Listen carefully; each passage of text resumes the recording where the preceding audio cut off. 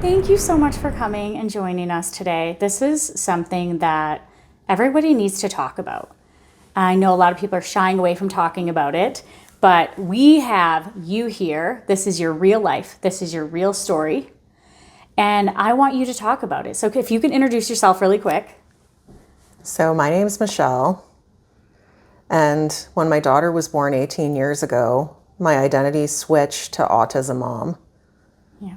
And that's been my life ever since. And it'll be my life probably until the day I die. Yeah. And you have 2 kiddos, right? Let's go back to when your daughter was born. Tell me, your daughter was born. How old was she when you recognized something's different? With Victoria, even as a baby, we knew that something was going on. You couldn't put her down in a crib. She couldn't stand that sensation. She didn't really like the baby swing. She didn't like a lot of different things. She was overheating constantly, not necessarily regulating temperature properly. And even when it came time to feeding, she didn't like baby food at all. It was a real challenge right from the start, and we knew that there was something going on. So you have an older son, and did you notice that something was different from even when he was a baby? You were like, okay, this feels different from this? Okay. Yes. Well, Mason was born after she was 3 when he was born. And by then, we knew that she had autism. We were still waiting for a diagnosis, but we were sort of hyper vigilant and keeping an eye on him. And he didn't have nearly the amount of struggles that she did. Right. Okay. He was a much easier baby. Yeah, and you noticed that she was, so you would say it was like sensory issues. Very sensory. So would she cry? Like she was feeling uncomfortable? Yeah. If she wasn't in my arms, she was crying nonstop until she was old enough to move around on her own. And then she could kind of set off her musical toys or do whatever she needed to do to give herself some sensory relief. And she started to kind of figure that out really young. Okay. But we knew, she wasn't talking. She was sort of watching her TV shows and just repeating what she was seeing and singing and scripting. And she lived in that world. She didn't live in our world. Yeah. Because it's a different wiring. Exactly. Yep. Okay. And so then time goes on and you start reaching out for help. How old was she when you started reaching out for help? Before she was a year, I was telling her doctor, something isn't right. And she was saying, oh, it could just be she's a really imaginative child. You have a wild imagination. And I was kind of a writer. Yeah. And I was like, no, this isn't right. And I pushed for a referral. And we waited over a year just to get in to see this developmental pediatrician. Why do you think you waited over a year? Because the wait list is so extreme. And that was quick, actually, to get in around the 1 year mark. Some people waited a year and a half to 2, but I was calling every few weeks asking, when can you get us in? When can you get us in? She's 18 months and she's still not talking. And you're when scared can you get us for her. in? When can you get us in? Yeah. So then you get the call, you have an appointment. What happened at the appointment? Well, we went in for over an hour and they assessed her. And we didn't really get much after that first one. And then for the follow-up appointment, then they finally gave us our diagnosis. Okay. And they tell you okay, your child has autism and they need speech therapy, they need occupational therapy, and they need ABA therapy. And then we're told the wait for speech and occupational is 6 to 9 months. Then we're told the wait for ABA is 18 months. What is ABA? Meanwhile, applied behavior analysis. So it's what we ended up doing was intensive behavioral intervention, IBI, which is full-time ABA. Okay. So huge wait for that too. Yeah. So by then she was already 3. We've already been waiting forever just to get diagnosed. And they're telling us you're going to wait another year and a half. And it starts to get scary because with autism between age 5 to 6, they stop being able to make developmental gains. They can't gain any IQ at that point. So if you don't get these kids young, their window to catch up just disappears. And that's the problem we're seeing all across Canada. This was Ottawa. We actually moved here because we were going to get completely cut off of therapy there when Victoria was only 8 years old. Why? They just don't provide services. I don't know how, it's because brutal. you know, every province in Canada has adopted the UN Convention for Persons with Disabilities, yet we flout that completely. There's this whole range of people growing up not getting what they need in this country. That's so sad. It and is then really, as parents, really you're sad. watching your kids and you feel like you're running out of time, and you know For sure. there's You're these... racing the clock. You're definitely racing the clock when you have a child with especially profound autism on that level 2 or level 3 end of the spectrum. You have a very, very small window to make gains for them to actually be able to catch up and live a full life So sad. and be productive. And I hear this all the time. I hear this, it's a real problem. And I know too, even in our family, I don't know how it is everywhere else, but the long wait for everything. And meanwhile, your kids are in school or not, but everybody's moving on without them. Exactly. Right? And then you're like, okay, well, we need to know what the problem is before we can solve this. So tell me what happens after that. You guys started therapy. Different kinds. Before we'd even gotten her diagnosed, we'd already started working with a speech therapist because I was like, I'm not waiting. And she was how old? When we started with speech therapy, she was just over 2. Okay. But I mean, we did what we could because you're looking at like $100 plus an hour. Wow. Right? So you do the best you can. So we'd started her with speech. And then the minute we got the diagnosis and we knew we were waiting that long, Shane's grandparents stepped up and said, like, there's no way. And they started paying privately for her to get some ABA therapy part-time while we waited that 18 months for her to finally get full-time therapy for a few years. Oh my goodness. So that was... Thank goodness for them too. Yeah, they saved her. They made such a huge difference in her life by choosing to do that because, I mean, she didn't have much functional communication at the time. Okay. Like, we had to teach her to say yes and no. We had to teach her to say, I want. And to this day, she's about half verbal, but she can read and write, and she can understand most of what we're saying to her. And that like hurts. Did that hurt as parents? Like just knowing, okay, this is our life, right? And we love her so much, but that's just the reality. It's okay to talk about the reality. This is our life. And for her, this is her life. And that's hard for her too. It's right? definitely hard for her because, I mean, to this day, she can kind of tell you how she's feeling, but if something hurts or she's sick, she can't really vocalize that very well. So she still kind of lives within her own world to a point. She's finally started coming out of it recently. Just in the past few years at school, she's actually started to show an interest in making friends her own age. Wow. Which has been huge. But I mean, she's one of those kids where she needs supervision. So she's actually getting some aid support, which is huge because, I mean, she's a flight risk. She doesn't have any sense of danger. So she would go into traffic. She would elope. Wow, really? We still have baby locks on her cabinets. Yeah. And we have like chimes on our doors just to keep her safe. And when she's 18 now. So, I mean, this will be lifelong for her. And when she started school, what does that look like? Because you put her into that was a disaster. A regular school, and then there's this huge fight for education right now, and we know why. Yeah. But it was even worse than it is here in Ottawa back then when she started school. Really? So you put her in school, and then you're trying to line up different aids for her, or?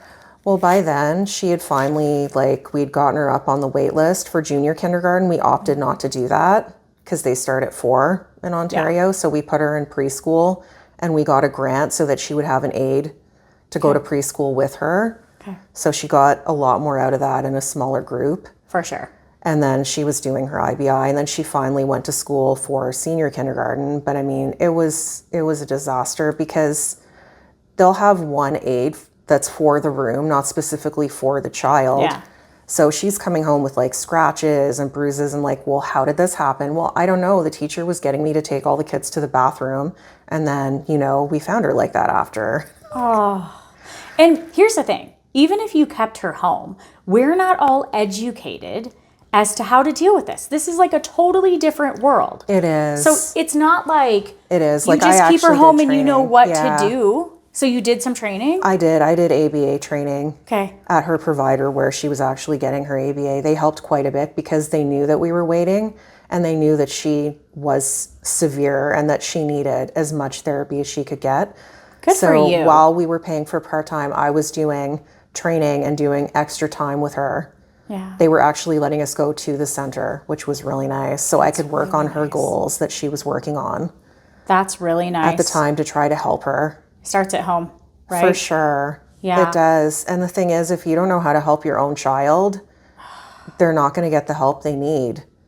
No, because all. we know that when you send them to school, you're sending them into a class of what, 20 to 30 at least? Yes, that's the biggest thing. And in the younger grades now, it's really, really challenging because they have so few aides in our schools that it's a triage system. So the bigger, more aggressive children have to have somebody Yeah. to keep the class safe. So those are the kids that get the aides or the kids that elope. And then meanwhile, you have other kids that are, milder to maybe, even up to level 2 autistic sitting in class with no support. And so you mentioned the word elope. What do you mean?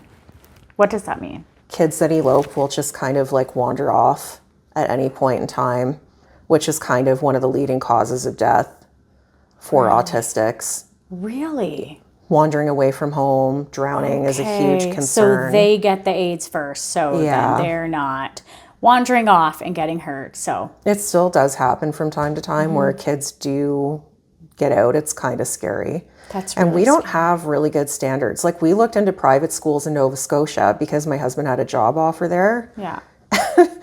And I'm asking them, well, okay, so you have this like great programming. So it's like, they're looking at 1-on-2 supervision, but my daughter can slip that. She's done it before, right at school. And I'm like, so what happens if she leaves the room and she leaves the building? And they're like, well, we don't follow, so we would call you. So I'm like, okay, so she's in the middle of a big city. And if she leaves the building, you're just going to let her go and you're going to call me to, That's so scary. Exactly. And how long till you get there, and where would she be by then? Yeah, I just, Oh. so we're like, well, we're not moving there. I guess we're staying here, So, I mean, it can always be worse, but it's not ideal here either. But I've fought to make sure that she has an aide, and I've Yeah. fought to make sure that she has know. therapy And you're a good mom. the whole way through. It's been, I think there This is is your a fault. new category that needs to be assessed for PTSD for full-time caregivers. Yeah. Because you live in a state of fight or flight because you're constantly worried about your child's safety because of all, the crazy things that they do.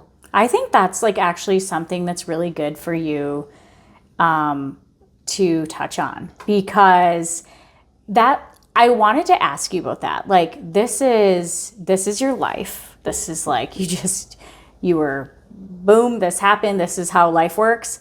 And you're going with it, and you're an amazing mom, and you're trying to do everything you can, even some of your family supporting you. But like, do you ever have any times where you just really had a breakdown? Like, do you ever have a time when it just kind of hit you? Like, this is, like, did you feel overwhelmed? You had to have. Oh yeah, all the time, especially when we were waiting for services right after she was diagnosed. That was like the hardest time, the absolute hardest time, knowing that she needs help, trying to fill the gap myself, but watching her have to wait, that was agonizing. Yeah. And then at different points, like her birthdays were sad for me because every year it marked, extra time that she was behind her peers Yeah. developmentally. And you just look at what other neurotypical kids her age are doing, and she can't do any of it. And that was And to be really clear, hard. this is not looking at it, this is not sharing it because it's like she's ruining your life. It's looking at it like she deserves help. We want help for her. We want help for all of these kiddos. And the parents need support too. So it's like this whole entire big picture. And everyone is suffering. Everyone is hurting from it. And the point in even having this conversation is that we want things to change, right? Yes. And so she's going through school, and you actually, didn't you quit your job? Yeah, I stopped working after I had Mason. I never went back to work just because, especially in Ontario, it was worse. You can't get specialized daycare for special needs kids.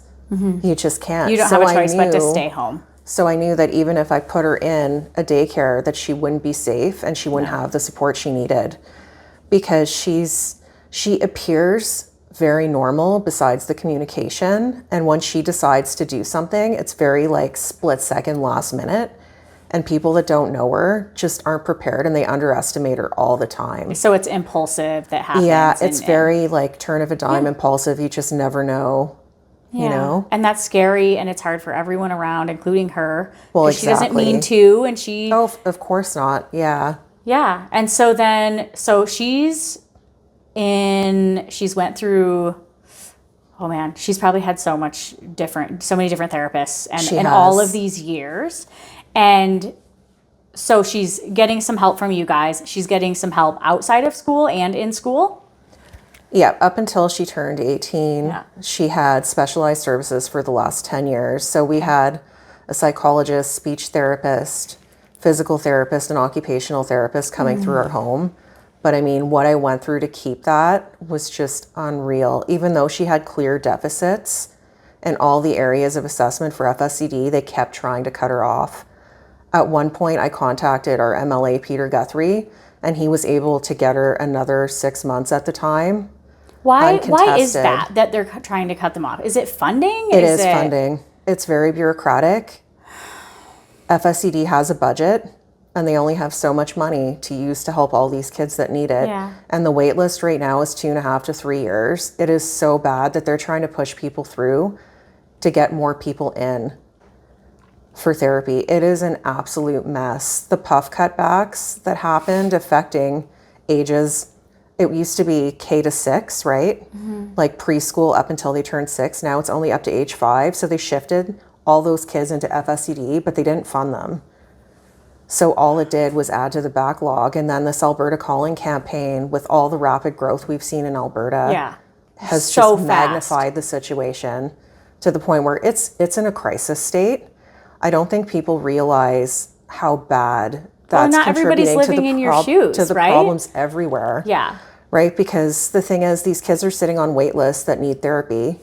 So they're not prepared to go to school because they can't regulate right at all. So they have no sensory regulation skills. And then they don't have the communication skills. And then they're going to school where they're also not getting any of this stuff because the schools don't have the funding to bring in enough specialists to work with these kids either.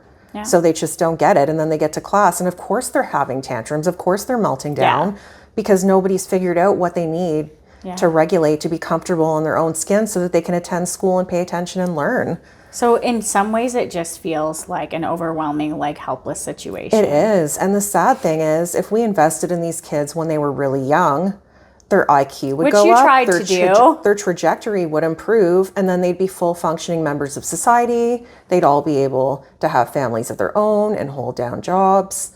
But with the way it is now, like my daughter will sit on AISH, or the new program that we're going to adapt for, however long she lives. They're going to be paying her all this money, and that's costing the government a fortune. It would have been so much more economical if they had invested in these kids when they were young, right? Because that's kind of what's happening. We have all these children growing up that are going to sit on disability their whole lives, having a lower quality of life because they didn't get the intervention they needed when they were younger. We know that things are like kind of, way behind. Things are a mess. Is there hope? Like, is there something that you could see that could happen? Like I know there's like so many things that you would say, this needs change. Like, how could it change? What could we do as a society, or what could we do? What could the government do? What could we do? Is there something that could be changed that would really help this situation? The way I look at it is we haven't had a movement yet. Like, we look at the Me Too movement and the massive implications that had socially. Yeah. All over North America and all over the world. Yeah. It changed how people saw the situation, and that's what we need. The disability community needs the same type of awareness campaign. But the problem is there's so much division within the autism community that there's so much time spent infighting between different What is members, that this? instead of What is this? advocating for the whole group and making gains, it just seems like it's going in this endless cycle. So can you talk about that? I want you to touch on that because we both know that there is. It's like a mess within, a mess without. So what do you mean when you say there's so much going on that it's taking away from actually dealing with it? Like what? What are the conflicts that people are? Well, the biggest thing is we've lumped way too many people into one diagnosis of autism. So you have people on opposite sides of the spectrum. You have people that are level 1 that don't see autism as a disability. They see it as a gift. They like their ways of thinking. They like their lifestyle and they're happy with it, and they resent people telling them that it's a disability. But then you have people like That my daughter actually Victoria have- on the opposite end of the spectrum that have profound autism, that face all kinds of difficulties in life, like talking, showering, motor planning of any kind.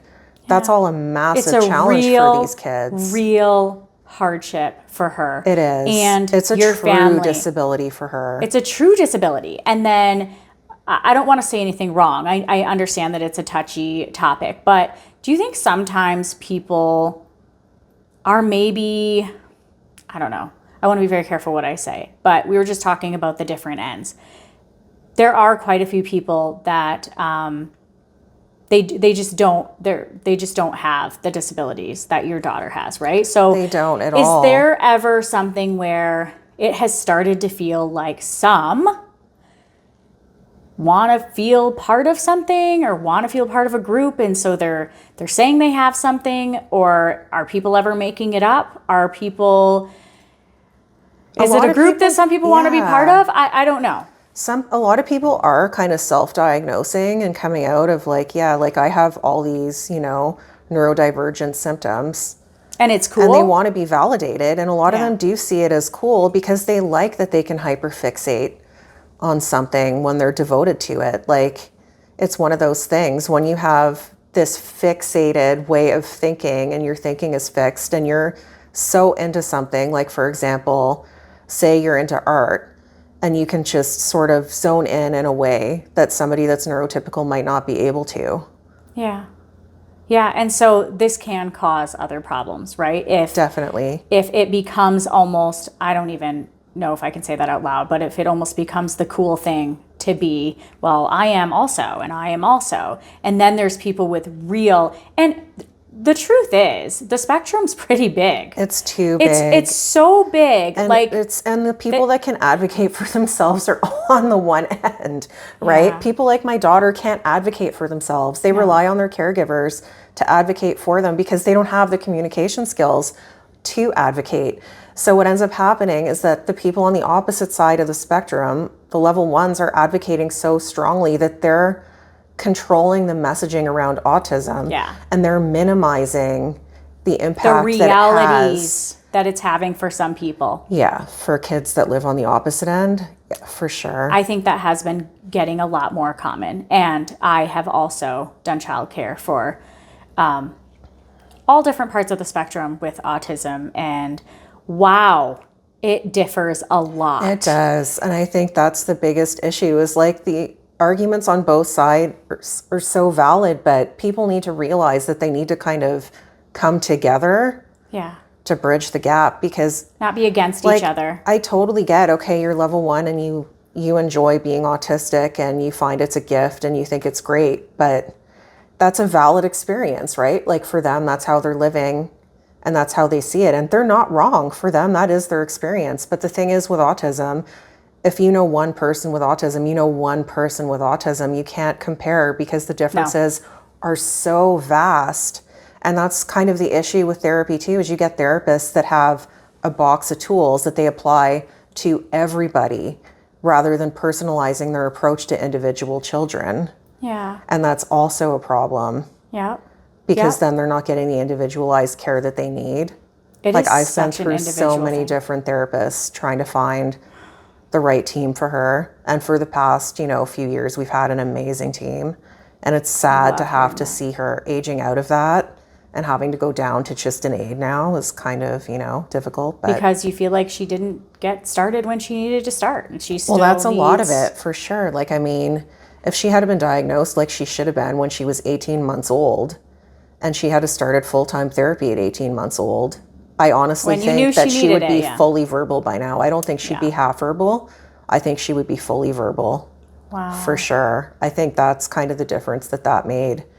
And Because yes, I was doing a lot, but it's not the same as intensive therapy. Right. And as she's gone through school, you've seen her progressing a bit here and there. She's got all of her different aids and her help, but you've had so many difficulties. You've had to be like on top of everything, haven't you? Like Yeah. on top of everything. This is basically your full-time job. It is. Like I've multiple times I've had to go to the school board for both my kids. Yeah. Just to try to get their needs met for sure, and to get proper IPPs into place that are being followed. And like then, oftentimes it's like you have to put your foot down. That's kind of the hardest part. Is it kind of changes your personality when you have to advocate so much. it's exhausting, It's right? exhausting. Well, and then you're angry all the time Yeah. at all the injustices that you're living through, right? It just And we also it changes you. Yeah, and we have this huge like movement that's been going on right now, and the teachers are striking. Why? Because they're overwhelmed, right? And so we get that they're overwhelmed, but then you know that your kids need some social, some special training. You want them to be in the real world a bit. You put them in school. You have to advocate for them, but you also feel sorry for their teachers. Definitely. Because their teachers have way too much to deal with.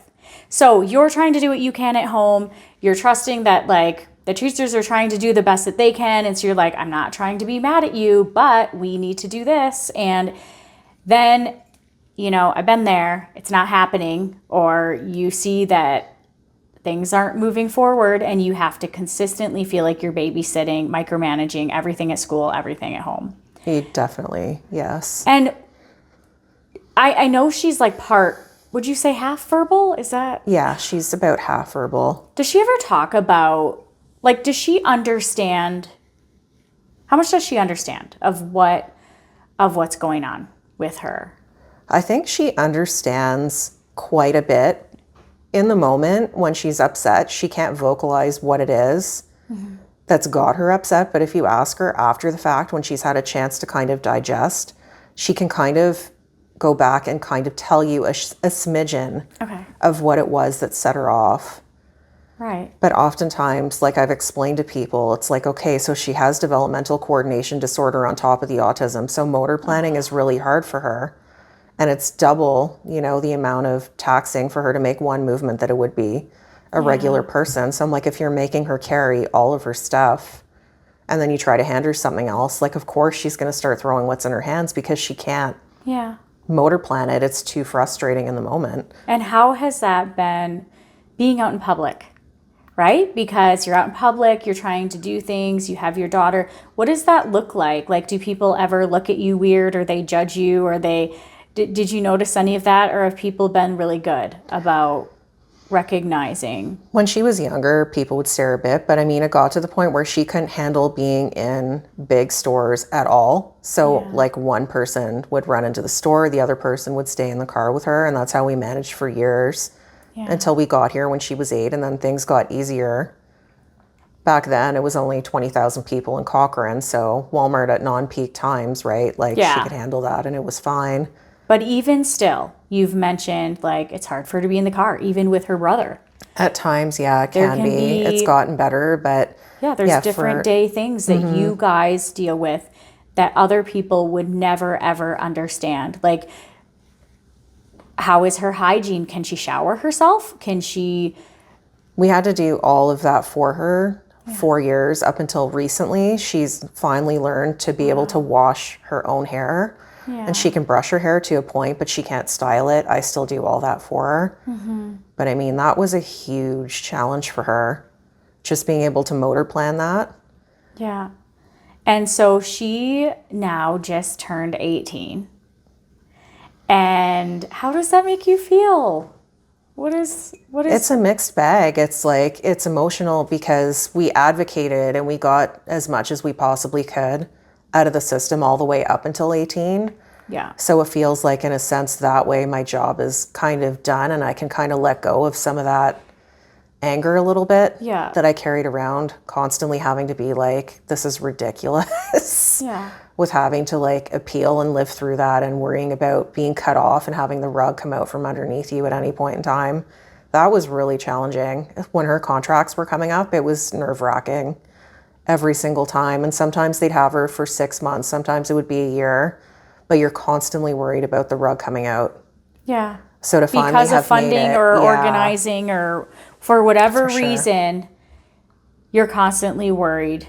Oh, for sure. You have to be on top of everything. And then, yeah, I mean, that's loving your kids, right? It's just, you want the best for them. And watching, I couldn't imagine the battle that you have had to face with all of this. And I know, so she's 18, and then is she done with school right now? She's going to be? No, she's in grade 12, but because she just turned 18, technically she's still eligible to be in school in September. Okay. So we're trying to push to get her another year because from Totally. grades 6 through 8, the overcrowding was so bad in elementary school that she couldn't handle it.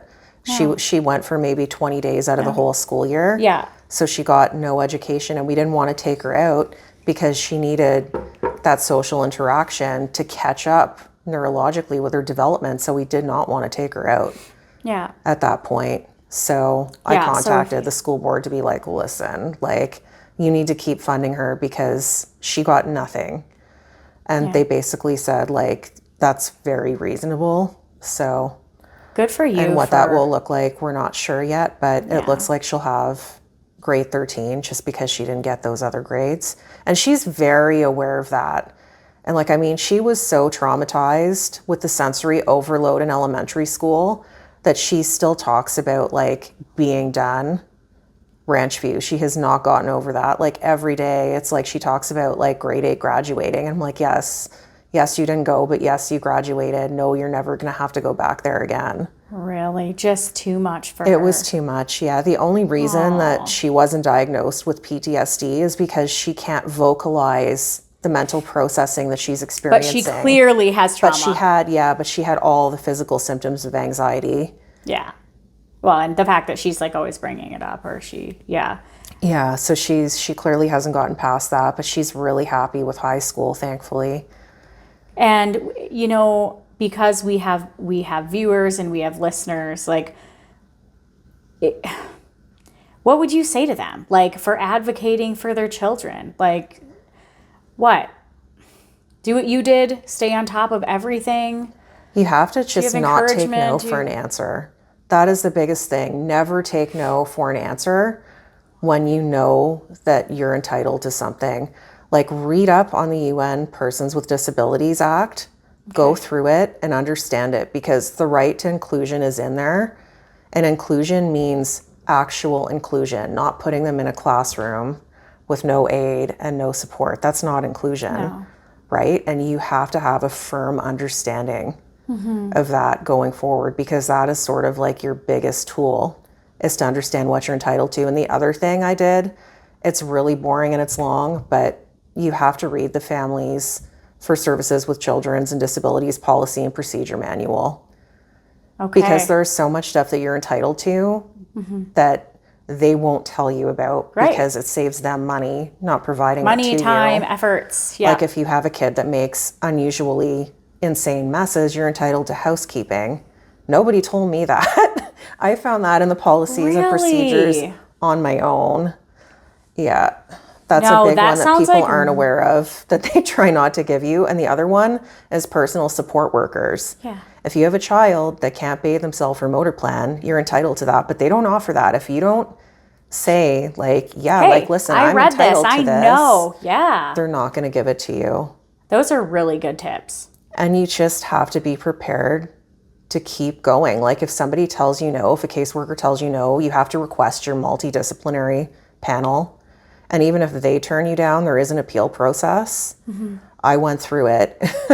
it was funny. So I went to Inclusion Alberta and they looked at it all and they said, you know what, we'd help you, but we don't think you're going to win. And I was like, no, I'm going to win. I'm going to do this. You knew. I'm you not had giving all... up, you know? So I took the report that they provided us, you know, with all their so-called experts that have never seen my child in person in their life, making these decisions of like, no, she doesn't qualify for these reasons. So I tore it apart. So I got letters from all her current therapists and I went back to old therapists. So for every one person they had saying one thing, I had 2 therapists of mine saying that yes, she does still need this and why. Yeah. And when it came down to the wire a couple days before the hearing, they caved and they gave her services. Wow. And it was so funny. Like one of the people that works in the appeals department called and she's like, did they call you? And I was like, yes. She's like, yeah, they were going to lose. She's like, they didn't have a chance. That appeal was so well written, you know? And I was like, you know, Victoria's so fortunate to have you as her mom. Thanks. She's so fortunate to have you as her mom. It makes me feel better about the whole journey, you know, knowing that I was able to do that and knowing that I did the best that I could. You're such a good mom. Like I can live with that, right? Yeah, you can live with that. And so she's 18 now, and you said, you know, she might do like another year of school. But what 18 doesn't fix everything? You know, I mean, she still needs, she has an aide, but like, what does that look like for the rest of her life? Will she live with you? Definitely. Yeah. Yeah. So we're going to keep her at home for as long as we possibly can, pretty much, probably as long as we last. Yeah. This is, for sure. It's a lifer thing. Yep. Yeah. She needs you. The tricky thing with adults is that once they start getting age supports, they can't have assets over a certain dollar amount. Okay. Other than RDSPs. So it's like, even at that point, the government is like handcuffing them. If they have over $100,000 in assets, they won't get any AISH benefits. But then you're looking at adult living facilities, and the good ones, you can be looking at like $6,000 a month. Really? For them to be living there. It's just as bad, well, you know, and as elderly care, right? In those facilities where it's like obscene money, it's obscene money. And then you're looking at way more years of them needing to be in a facility. So you need to kind of save money for that. But how do you do that when they're not allowed to have assets, right? It's just so wrong. And with this shift from AISH to ADAP, what they're doing, the biggest purpose of it is that they're reducing what people are allowed to earn while on AISH. It used to be that if they're working part-time, they could earn $1,000 a month and not have their benefits penalized at all, so they would still get their full payment.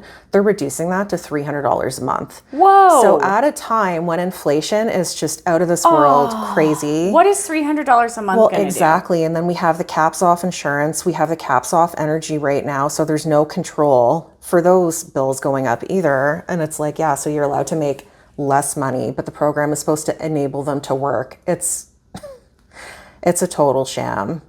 It is a total sham.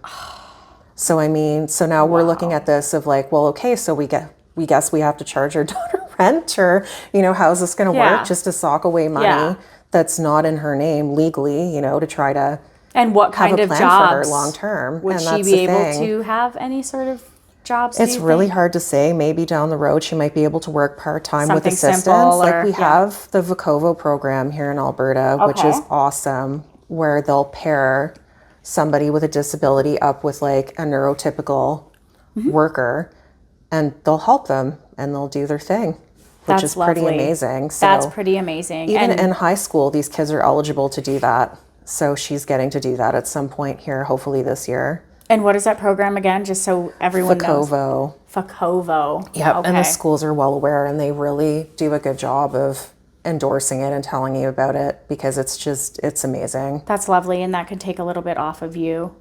Well, she'll only get to go for an hour during the school day. Okay. So, I mean, it's a minimal amount of time. But it's just kind of the experience for her of getting out there and seeing what it's like to work somewhere. Yeah.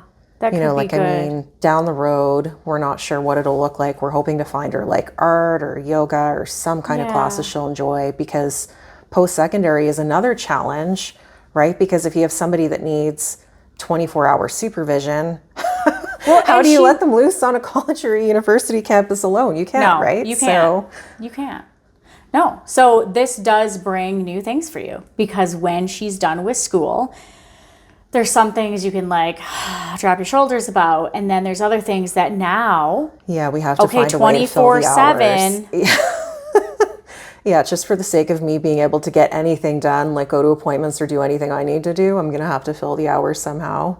And So the that'll be aid can interesting. an aid can come some of the time, or Yep. can an aid take them out? Yep. Or yeah. You do have the choice of doing in-home and in the community with PDD. Okay. And if you have a child that's really disabled, you do qualify for the highest level. So there are some supports there, but it is just an aid. Yeah. So, I mean, you can still write an IPP and have that. And there are some programs where they can go sort of hang out at a certain center or location or program, and they still have some focus on goals, but they're not getting like speech and occupational or psych anymore. Yeah. And the thing is, for some of these kids with motor planning difficulties, if they don't constantly do certain exercises, they lose the skills. They don't maintain them. For whatever reason, that motor planning map doesn't stick in the brain. And Victoria has some of those movements that she needs to keep going on. One of them is rolling. Okay. For some reason, that doesn't stay programmed, just because long term, right, when you're older, you need to be able to get in and out of bed. So that's a huge one. And there are a lot of people with that profound end of on that profound end of the spectrum with autism that should be getting physio nonstop just to maintain those skills, right? Just so that they can walk and get out of bed and do stairs. So you're gonna have to be looking at now, what does she need that she's out of school, and Yeah. it is And trying to bridge the gap for this sure. is full time for you. Well, if there's anything else you'd like to add, please do. I know that, like, is there any sort of support groups that would you encourage people to, get online, find a support group for moms, for dads, for family situations like yours? Do you feel isolated? We do a little bit, like especially when Victoria was diagnosed, we're talking like 15 years ago. Back then, autism wasn't as talked about as it is now. It's come a long way. But back then, people were just like, okay, so now she's autistic, but we don't know what to do around you anymore. So you'll find a lot of your family and friends will pull away just because they don't know what to say. They don't know what to do. It's not that they necessarily don't want to be in your life anymore, but they don't know how to approach that. So they just kind of opt out altogether. Can you speak to people who might have a hard time knowing how they can be there for you, how they can help you? Maybe there's obviously a sense of ignorance. So what would you say to people who are pulling away from their friends that are in your situation? Like, you need friends just like anyone else. For sure, but oftentimes nowadays there are more support groups on Facebook. Like we do have a local group here in town for parents with special needs, and they do the occasional meetup on Saturdays at one of the coffee houses in town, and they just kind of like sit together and I guess commiserate. I usually can't end up making it, but there's a lot of connections online nowadays. The problem is some of these groups can actually get toxic. Like some of the bigger ones, like there's ones that are for Alberta, there are ones that are international, and you kind of see that same dynamic with people that are level 1 telling parents of level 3s like, oh, it's all your fault, you shouldn't be putting your kid in ABA, you're traumatizing them. And like, it's because like, they wouldn't understand. They're not at the same level. It is not all the same. They haven't lived it, so they just don't get it at all. Like a lot of the skills these kids learn in ABA are about like just getting them to a point where they're safe and they can communicate their basic needs. Yeah. And some of these people who are, saying they're on the spectrum or maybe on the spectrum, they can give all the advice they want, or, but we don't walk in each other's shoes. That's the truth. We just don't. That's the biggest problem, right? Is there's no unified experience for anybody. No, but there needs to be more empathy. Is different. For sure there needs to be more empathy, but sort of that's kind of one of the things with autism that people struggle with is empathy sometimes, and being able to put themselves in somebody else's shoes. So it's really hard to bridge that gap. It is really hard. Like it's one of those things where until they live with somebody that's on the opposite end, I don't think they can fully grasp what that life looks like. No, but I think maybe what we shouldn't do is give so much advice. You know what I mean? Definitely. It's really hard. Like when people ask, it's like, unless you have a specific experience, like you're better off just not even going there. Yeah, just support me. Just tell me you love me, that you're there, and Well, that yeah, you know it's like that I'm you just going tell through. people that, you're doing the best you can, you're doing a Yeah. good job, like just take time out. And the big thing that parents don't do is take time for themselves often enough. Yeah. And Well, like I don't think you get to do that often. I was burnt out for years and years and years and years until school was finally something that I could reliably use to get a break during the day. Yeah. Yeah, for years I was not getting that. It was really hard. I was in a constant state of burnout, but I was just so angry and so stubborn that I just kept going. And the funny thing is, I've always had this endless patience, and people are like, how are you do it? And I'm like, it's all about perspective. If you look at like something being spilled, like that doesn't change the rest of your day. That doesn't change your outlook on life. Like you can't get upset about spilt milk is sort of the thing that, that the analogy that I use. If it's small, it's small. Like you have to look at the size of the problem, which is something we actually taught our daughter in therapy too, is to look at the size of a problem and think about it before you react. And it's true, we all need that therapy. That's a big thing. So you have to Yeah. put it in perspective in the grand scheme of things, right? I think what happens sometimes probably is that, there might be this thing that's pretty small, and this thing that's really small, and this thing that's really small. And what can make you angry and overwhelmed and fight or flight all the time is that those add up, right? So even though you have this thing and this thing, you can end up just feeling just so overwhelmed by all of the little things, right? And so I guess, going back to that perspective and like you said, just going like, okay, we get through this one thing at a time. But I really just appreciate you sharing this story. It's not even a story. This is your life. Yep. This is your our life. So I really appreciate you sharing this. And I know that we both hope that it can help someone. And I think what we need to take from this is that we do need to push harder for support, and we need to have more grace. We need to have more grace, more empathy for other people going through this, not thinking that, my son is over here on the spectrum. Why are you doing all of these things? It's like, no, the spectrum's huge. Actually, it's a completely different story for your life versus and even if someone you're else. neurotypical, you can help your neighbor with the neurodivergent child instead of complaining that they're loud, complaining that they're, doing different things. How can I help? Maybe, yeah, exactly. Say, how can I help? Like the biggest thing, even just bringing over a pre-prepared meal for a family that's struggling to supervise a child so that they're not split attention, trying to cook and supervise at the same time, is a huge help. Yeah. That's the part that people don't really take into consideration. You help somebody with autism in the same way you help somebody with another illness, right? Yeah. Just all those little things.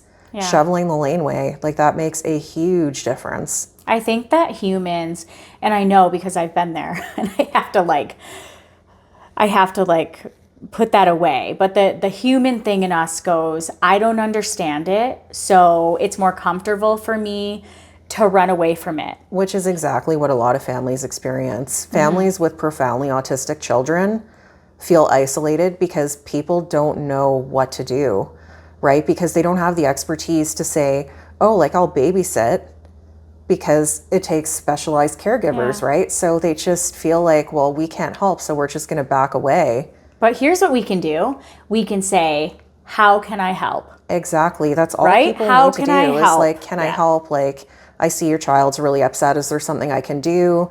Can I keep an eye on your other child for a few minutes while you go calm your child down? Especially for some families, like we made the decision not to push with organized activities. And if Victoria couldn't handle something, we chose not to do it because we figured we're just going to build trauma experiences down the line, right? But I mean, for stuff that we could do, like when her brother was playing soccer outside, it's like we would just, one of us would play with her and keep her entertained, and she was happy. And then the other would just kind of be there for Mason. But at the same time, it's like it'd be nice if both of us could have, been paying more attention to what he was doing. But he understood. Yeah, you guys have your entire lives you've probably had to be separate a lot. Definitely. We've had to divide and conquer.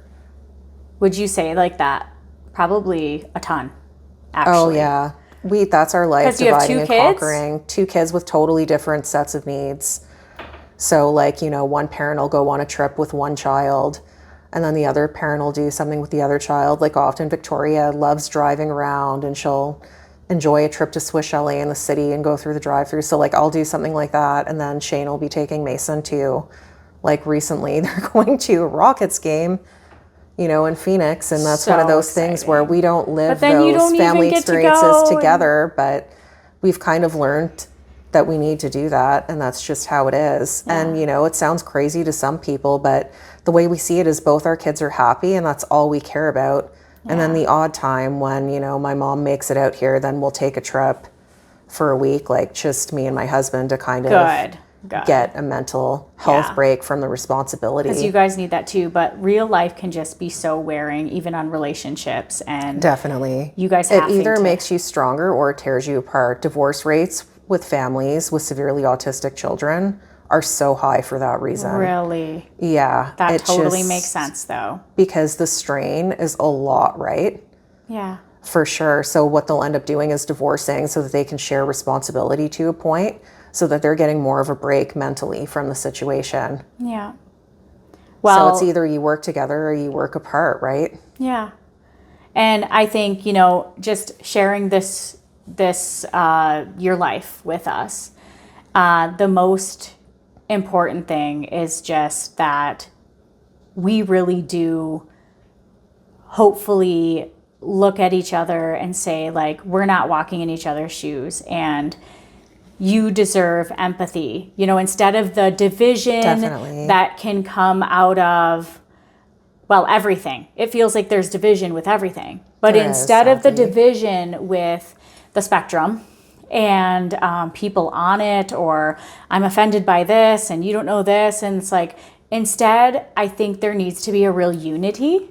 Yeah, we definitely need a unified movement to raise awareness and get anywhere in terms of social awareness and how people see things. Like right now, the majority of people think it's okay that people sitting on AISH are living on the poverty line. They don't see a problem with that because they figure like, oh, if they want better, they should work. But these are people that can't work. Why should they live on the poverty line because they're disabled and they can't work? Yeah. It's just not That's right. heartbreaking. But that honestly, that's one of the biggest obstacles is how people see the situation.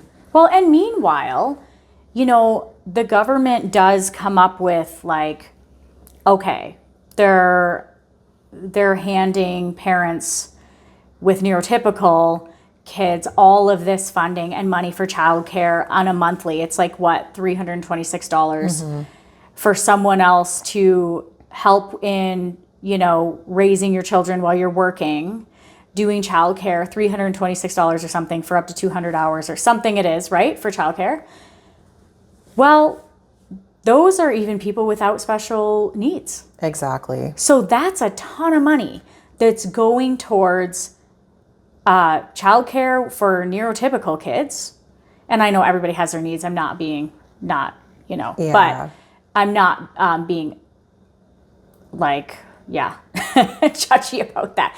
I just think that we could look at where the financial help is coming from. Definitely. Because like there needs to be more for neurodivergent kids that need that higher level of care so that parents like me aren't stuck at home. Your I have family a needs help criminology more. degree, right, that I've never been able to use besides advocating. It came in really handy for that and understanding policy. So that part of my degree worked well. But it's like my goal was to work in victim services. Yeah.